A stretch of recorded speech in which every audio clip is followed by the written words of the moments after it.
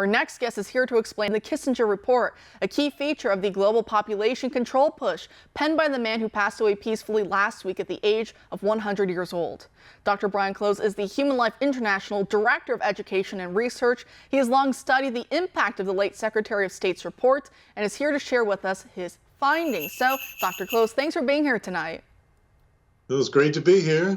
Great. I'm excited for you to talk to us about this. So explain for the audience here tonight what the United States National Security Council promulgated back in December of 1974 with the National Security Memorandum 200, otherwise known as the Kissinger Report. Well, back then, the National Security Agency, which at that point in time was comprised of, for this purpose, the Department of Defense, the State Department. We also had USAID, which is the United States Agency for International Development, and several other organizations which wrote something under the direction of Henry Kissinger called NSSM 200. NSSM 200, and you can find it online on the USAID website. What this did, the subtitle was called The Implications of Overseas Population Growth for U.S. Security and Economic Interests. And right in the document, in the first couple of pages, it says that the United States will need large and increasing mineral resources from lesser developed countries. And so we have to be able to hold down the populations of these countries in order to have access to their natural resources.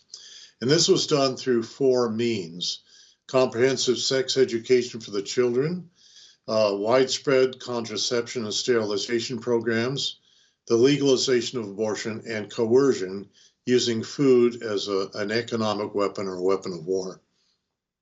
It is so sad. Like you said, a lot of this comes back to economic or political interests abroad. We don't want, I guess, from Kissinger's point of view, instead of the dignity of human life in the valley, we don't want too many people, right, out there in the world being able to thwart our plans abroad. So let's just kill them all, right? So that ends up being the big push. And it's interesting, as you point out in the report, how it's hidden through altruistic, type language where it's, oh, no, we do this because we care about you. Of course, it's the farthest thing from the truth. Murder, how could that ever be altruistic? And however, that's how they present it. We know with Margaret Sanger, right, the founder of Planned Parenthood, that's something she talked about a lot, is that she would go to, she was very racist, she was very pro-eugenics, but she went to specifically black churches and the rest and said, no, you talk about abortion as if it's helping your black congregation. Of course, that's not what she wanted. She didn't want to help the black community whatsoever. She wanted to kill them off.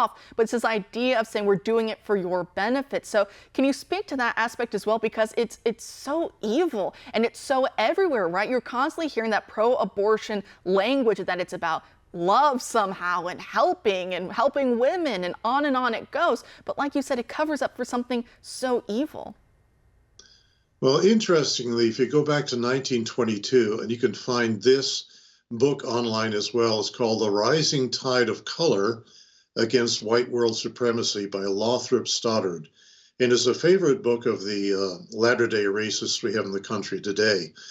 And Stoddard sat on the board of Margaret Sanger's American Birth Control League, which later became Planned Parenthood. And in this book, it talked about holding down the populations, especially in the Caribbean and Africa, because they were rising in population. And even back in 1920s, the white race was not replacing itself properly, especially in Europe. So this is where the racism really took off. And it went through to the 1960s, when there were memos between Frederick Jaffe of the Population Council and the International Planned Parenthood Federation, which talked about methods by which we can hold down the population. This is in 1968 and 1969. Everything from sex education to the children to putting birth control drugs in the water supply. Nothing was out of bounds.